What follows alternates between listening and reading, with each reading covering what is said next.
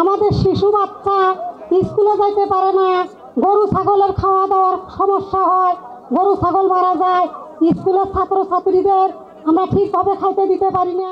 কাউনিয়ায় গণশুনানিতে এসে তিস্তা মহাপরিকল্পনা বাস্তবায়ন না হওয়ায় এভাবেই আক্ষেপ করেন ভুক্তভোগী নারী। রোববার তিস্তা নিয়ে করণীয় শীর্ষক শুনানিতে অন্যরাও জানালেন দুঃখ ও ক্ষোভের কথা।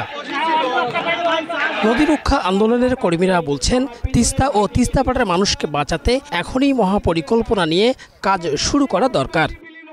আমরা চাই এই কাউনিয়া পীরগাছা থেকে শুরু করে লালমনি পর্যন্ত তিস্তা মহাপরিকল্পনা বাস্তবায়ন করতে হবে, করতে হবে, করতে হবে। একই সুর জাতীয় নাগরিক কমিটির সদস্য সচিবের কণ্ঠেও। আর উপদেষ্টা আসিফ মাহমুদ জানান, তিস্তা চুক্তি বাস্তবায়নে প্রয়োজনে ভারতের উপর আন্তর্জাতিক চাপ সৃষ্টি করা হবে।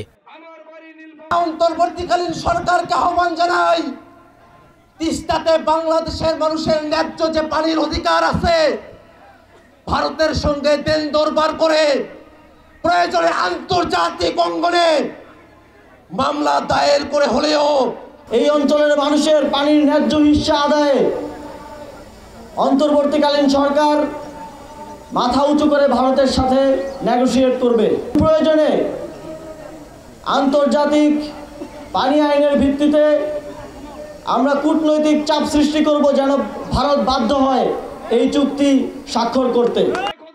পানি সম্পদ উপদেষ্টা বলেন, তিস্তা মহাপরিকল্পনা বাস্তবায়নে চীনের সঙ্গে কাজ করছে বাংলাদেশ। অপেক্ষা করতে হবে 2 বছর, তবে মার্চে শুরু হবে 45 কিলোমিটার জুড়ে ভাঙ্গন রোধের কাজ। চায়না আবার আমাদের কাছে 2 বছর সময় চাচ্ছে। আমরা তাদেরকে 2 বছর সময় দিতে সম্মত হয়েছি, কিন্তু 2টা শর্ত। একটা শর্ত হচ্ছে এই মহাপরিকল্পনায় কি থাকবে আর কি থাকবে না এইটার ব্যাপারে তিস্তা পাড়ের মানুষের মতামত শুনতে হবে। দ্বিতীয় কথাটা হচ্ছে আমার পরিকল্পনাটা 2025-এর ডিসেম্বরের মধ্যে চূড়ান্ত করতে হবে। তিস্তাপাড়ের বাসিন্দারা বলছেন, বারবার সরকার বদলালেও বদলায়নি তাদের ভাগ্য।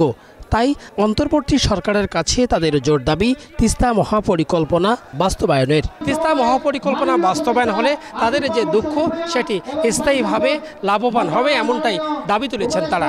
রফিকুল ইসলাম, দেশ টিভি, তিস্তাপাড়, রংপুর।